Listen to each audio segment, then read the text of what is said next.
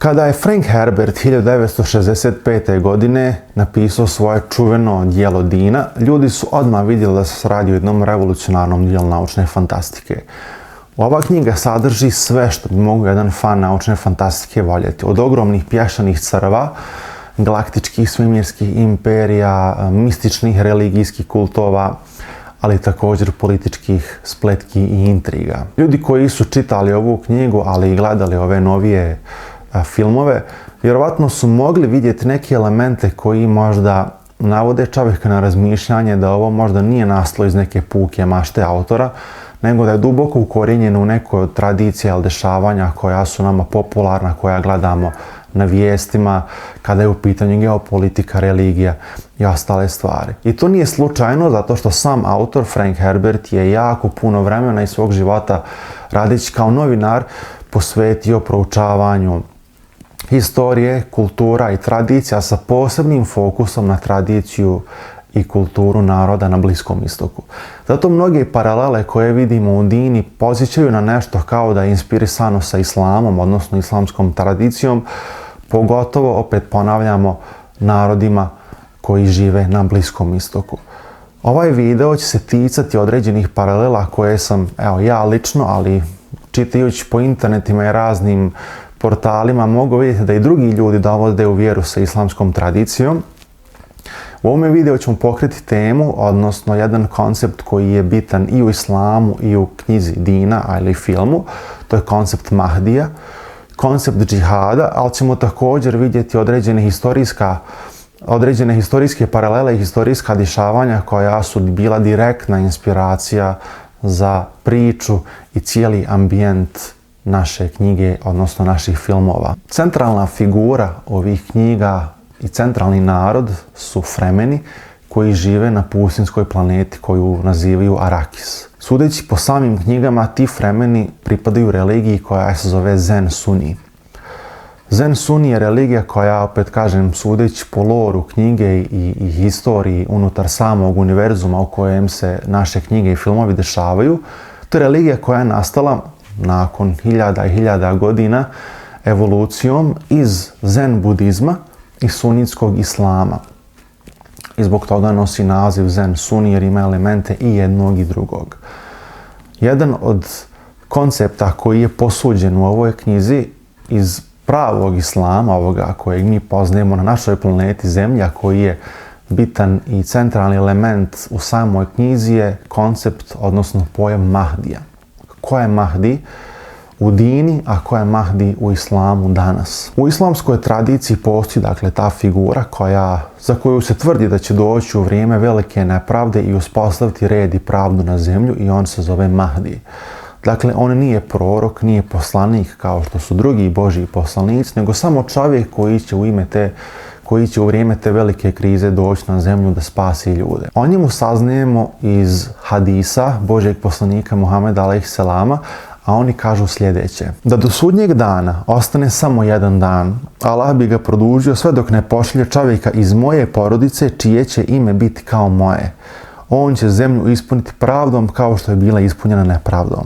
Ova predaja se nalazi u zbirci Sunan Abu Davud, a drugi hadis iz jedne druge zbirke kaže: Mahdi je od porodice moje, od potomaka Fatime. Iz ovih hadisa su islamski učenjaci mogli izdvojiti nekoliko karakteristika koje će Mahdi imati, a to je da će doći u budućnosti, to je da će nositi također ime Muhammed, zato što su hadisu kaže nosit će ime moje, i također da će biti iz porodice Fatime, odnosno da će biti u srodu sa samim poslanikom a.s. Muhammedom.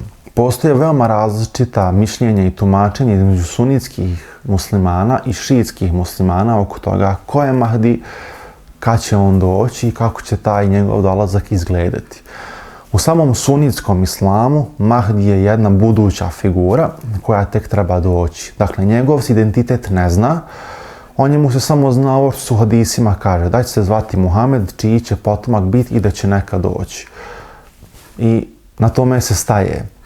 I taj Mahdi nije ključna doktrina sunitskog islama, dok kod šita pogotovo kod ovih 12 imamskih šija koji su i najveća skupina u šiitskom islamu, oni tvrde da tačno i konkretno znaju ko je taj Mahdi. On je 12. imam Muhammed al-Mahdi koji je u jednom stanju koja se zove okultacija.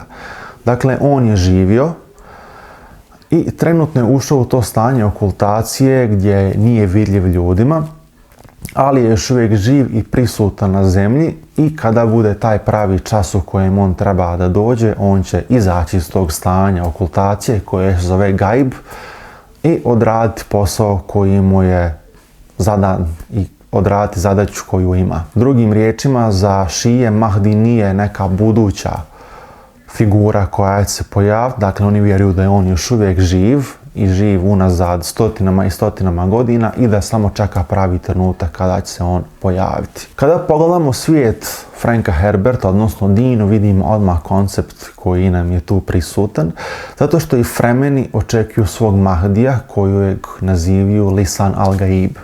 Dakle, u vjerovanju Fremena oni itekako znaju da će jednog dana pojaviti se ta osoba koja će njih izbaviti, odnosno spasti iz nepravde koju im drugi ljudi nanose iz dana u dan.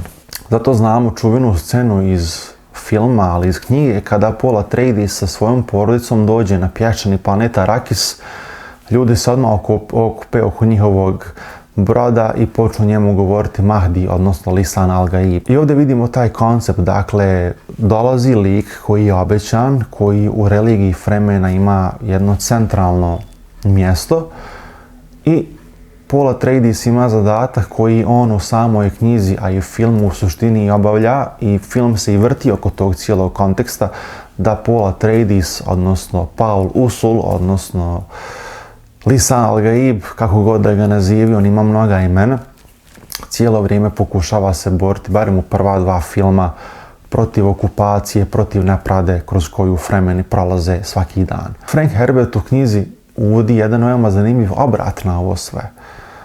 Dakle, sam koncept Lisan al-Gaiba nije nešto što je spontano nastalo, nego je produkt više hiljadugodišnje manipulacije koje kult Bene Gesserit sprovodi među ljudima. Idu, instaliraju među narod ta vjerovanja kako će se Lisan al-Gaib vratiti i odraditi šta treba uraditi kako bi one mogle postići svoje političke ciljeve. Tako da Frank Herbert ovdje u suštini spominje i inspiriše se tom jednom islamskom tradicijom i učenjem, ali također uvodi jedan zanimljiv obrat i postavlja pitanje šta se dešava kada se religija i religijska vjerovanja koriste u ostvarivanju političkih ciljeva. Ideja Mahdija nije samo jedan teološki koncept u islamu, nego je kroz historiju bilo slučajeva ljudi koji su za sebe tvrdili da su oni upravo taj Mahdi koji treba doći, čiji se povratak očekuje. Najzanimljiviji primjer ovoga se desio u suštini nedavno u jednoj, ajmo reći, bližoj historiji. Krajem 19. vijeka u Sudanu se pojavio čovjek koji se zvao Muhammed Ahmed, koji je za sebe tvrdio da je upravo on taj Mahdi kojeg muslimani dugo očekuju. Godine 1881. taj Muhammed Ahmed je okupio svoje ljude i objavio im da je on upravo taj Mahdi koji je bio dugo očekivani vođa i uvoditelj reda u islamu. Te godine u to doba Sudan je bio pod egipatskom vlašću, a egipatska vlast je u suštini bila marioneta Britanske imperije i taj njegov pokret je veoma brzo prevazišao okvire religije i ubrzo postao politički pokret za nezavisnost Sudana. I taj rat koji je trajao više godina se zove Mahdistički rat, koji su vodili ljudi iz Sudana protiv Egipta, protiv Velike Britanije i njihovih saveznika. Ono što je jako nevjerovatno da su snage tog Mahdija uspjele ostvariti ogromne vojne napretke i pobjede protiv puno bolje opremljenih protivnika Egipćana i Britanaca. Najpoznatiji, najšokantniji moment u tom ratu se desio 1885. kada su te Mahdijeve snage zauzele grad Kartum. tom prilikom i u tom ratu ubijen britanski general Charles Gordon, čija je smrt šokirala britansku javnost i njihove saveznike, tako da su oni morali slati pojačanja u Sudan i onda je taj Mahdi iz Sudana postao planetarno popularan zahvaljujući ogromnim vojnim bitkama i gubicima koje su nanijeli svojim protivnicima. Taj Mahdi je umro u toku tog rata, ali njegova ideja živjela još dugo i Sudan je godinama i godinama bio pod utjecajem te takozvane mahdističke države i njegove ideje koju je on uspostavio, a koja je nastala živjeti i još nekoliko godina nakon njegove smrti. A kad pogledamo ovaj historijski događaj i pogledamo događaje koji se dešavaju u prve dvije knjige Dine, vidimo paralele koje je gotovo nemoguće ne vidjeti. Dakle, imamo jedan potlačeni autohtoni narod koji živi u državi na prostoru na kojem živi godinama. Imamo također neku vanjsku silu koja je ili Harkoneni u Dini ili su Britanci, Egipćani u slučaju Sudana, koji ugnjetavaju to autohtono stanovništvo, koji ih tlače, koji im oduzimaju prava, teritoriju, ubijaju ih i tako dalje. I onda odjednom iz čista mira se pojavlja ta neka osoba koja za sebe tvrdi da je Mahdi, čiji religijski pokret ubrzo postaje politički pokret i sama borba za autonomijom.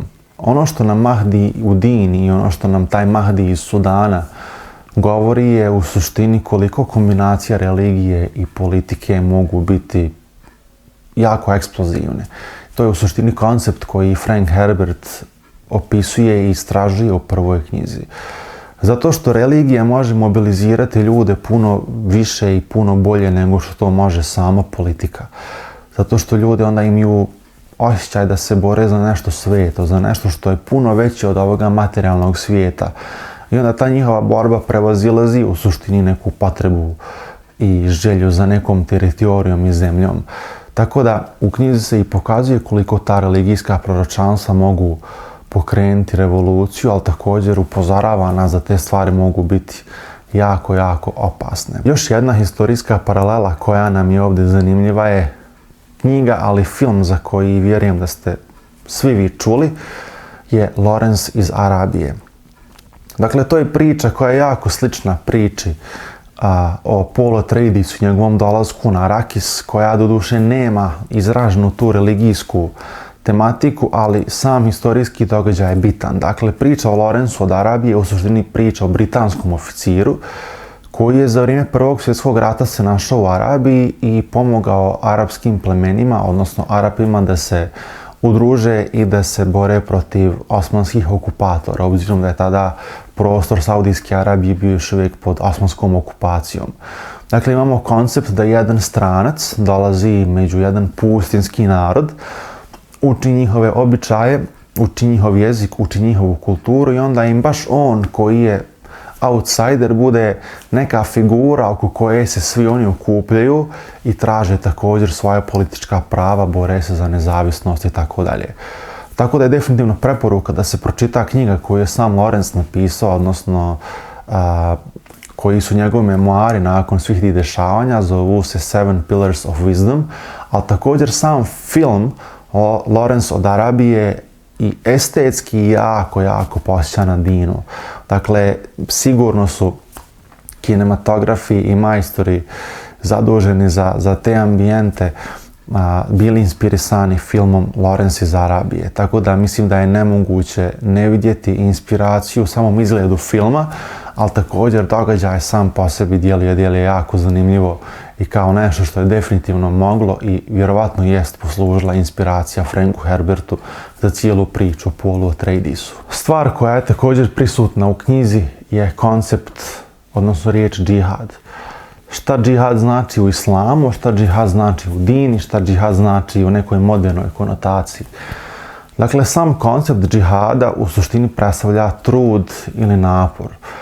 A u modernom diskursu, kada čujete riječ džihad, odmah su vam u glavi slike neke islamske države tamo negdje u Siriji i taj koncept u suštini, nažalost, je zloupotrebljen, odnosno njegovo značenje je trenutno jako, jako iskrivljeno. Džihad u islamu može biti u suštini unutarnja borba čovjeka samog protiv sebe na putu da bude moralno bolji, da živi plemenitije, da se trudi biti bolja i bolja osoba. Džihad u suštini prvenstveno znači tu unutarnju borbu čovjeka sa samim sobom na nekom moralnom putu da bude bolji. Najveći pokazatelj toga nam je čuvena bitka na Bedru, koju su malobrojni muslimani vodili protiv višestruko brojnih neprijatelja. Nakon te bitke koju su muslimani pobijedili, poslanik alejhi salam, kada su došli kućama i kada su skinuli one oklope sa sebe i oružje i sve, on je rekao: mali džihad je završio, sad počinje veliki džihad. Znači, ta bitka koju su oni vodili je mali džihad u odnosu na taj veliki, a to je taj put prema moralu, ispravnom načinu života i tako dalje. U dini riječ džihad ima jedno drugo značenje. Dakle, primijetili ste, ako ste gledali film i čitali knjigu, da Paul Atreides ima određene vizije budućnosti i stvari koje mu budućnost donosi. A to je jedan galaktički džihad koji on vodi zajedno sa svojim fremenima protiv uticaja cara i imperije. I to je rat u kojem mnogi ljudi ginu, odnosno kako se u samom filmu i knjizi kaže, milijarde i milijarde ljudi će poginuti u tom svetom ratu kojeg Paul Atreides vodi. I to je jedna od najtragičnijih dimenzija lika, samog lika Paula Atreidesa, je to da on vidi budućnost koja se njemu sprema, ali također da je jako, jako nemoguće pobjeći od toga. Tako da nam sam koncept džihada postoji u dini, knjizi, kao i naravno u islamu, u religiji, ali ima jako drugačije značenje. Ono što je zanimljivo da se sama riječ džihad u knjizi spominje, u knjizi Dina spominje, a u filmu kada se pokušava to naslutiti, ne spominje se džihad, nego se spominje sintagma sveti rat. Što je vjerojatno bila neka igra na sigurno samih režisera i scenarista, jednostavno da ne bi se neko našao uvređenim, onda su oni odlučili ići tom sigurnom rutom, ajde ovo ćemo zvati svetim ratom, jer nazvati taj neki rat u kojem će milijardu ljudi poginuti džihadom, vjerovatno bi to naišlo na osudu javnosti, tako da trebamo onda u suštini razumjeti razloge za to. Postoji još jedna finalna paralela koja nam je zanimljiva za ovaj video, to je jedna geopolitička dimenzija između Arakisa, planete na kojem Paul Atreides vodi svoje fremene, i planete i Zemlje. Dakle, na Arakisu postoji jedan začin koji se zove melanž, koji je najbitniji resurs u cijeloj galaksiji. Zašto je bitan? Pa zato što taj začin je neophodan navigatorima koji budu na brodovima da navigiraju i koriste, ajmo reći, to neko snalaženje među zvijezdama, i zbog toga, zbog postojanja samog začina je uopće putovanje kroz svemir moguće. Zbog toga je Arakis veoma zanimljiv velikim političkim igračima, bilo to da su Atreides i njihova dinastija ili također naši negativci u prva dva filma Harkonneni, svi žele imati dio toga Arakisa i kontrolu nad tim. Zato što ko kontroliše, a to se spominje i u knjizi i filmu, ko ima vlast nad začinom, ima vlast nad cijelim svijetom. I to je još jedna zanimljiva paralela, zato što su baš zemlje Bliskog istoka bogate naftnim izvorima, gasovima koji su nam isto tako neophodni za normalno funkcionisanje svijeta, za transport, za poštu, za putovanja i tako dalje. I naravno, kad nešto hoće, uvijek su te države i ti narodi bili pod kontrolom velikih sila. Da li to bili Amerikanci, da li to bili Britanci, uvijek možemo vidjeti od momenta kada je nafta postala bitan faktor u geopolitici svijeta kao bitan resurs, uvijek su neke strane sile, strane korporacije imale uticaja i na uštrb autohtonog stanovništva koje fizički posjeduje tu zemlju koja je bogata tom rudom.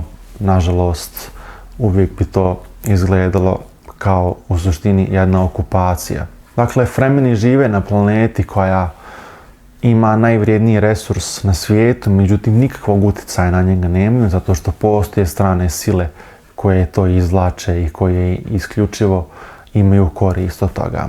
Kada sve ovo na kraju što smo pričali spojimo, dakle sam koncept Mahdija, sam džihad, samu geopolitiku Arakisa, ali planete Zemlje, i kad vidimo ta dva primjera tog našeg Mahdija iz Sudana i Lorenza iz Arabije, vidimo da je islamski utjecaj, ali tradicija, kultura i historija Bliskog istoka nešto što jednostavno ne možemo zanemariti. Nikada čitamo, nikada gledamo film.